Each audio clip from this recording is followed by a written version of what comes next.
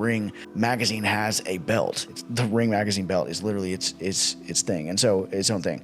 So he partnered with Dana to create Zuffa Boxing, Dana White's second attempt at doing boxing, which is essentially what they're going to try to do is make it a league similar to the UFC. The UFC story was that they essentially compiled all of these martial arts, right? Which martial art is the best. But when it first started, there was like no rules. People were going out there in fucking sumo outfits and one glove and no glove on the other hand. And like, it was an absolute shit show. And it was, what's the word that I'm looking for? It was a circus. It was not taken seriously. And his job and what he accomplished, along with other people as well, obviously Lorenzo Fertitta, the Fertitta brothers, fighters like Conor McGregor over the years. I mean, the story of the UFC is obviously a big one, but he essentially uniformed mixed martial arts, leaguified, that's not a word, but he basically brought it under one umbrella where you have one set of divisions that are recognized, I should say, and belts that are recognized, one organization that can put fights together. And the biggest difference between the UFC and boxing as a whole is what we were talking about earlier.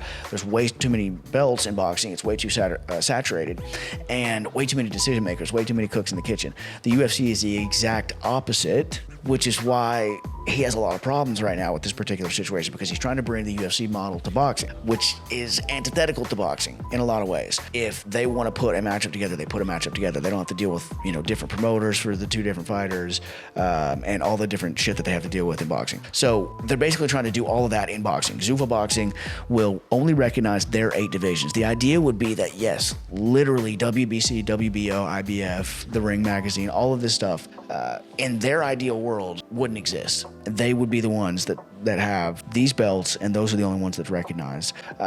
It's kind of weird because in a way they are just another promoter when they do that. With this decision, intermediate categories such as super featherweight or super lightweight are officially eliminated. It leaves out fighters in the lower classes who will now have to assess whether they can move up in weight to compete or if this company simply isn't for them.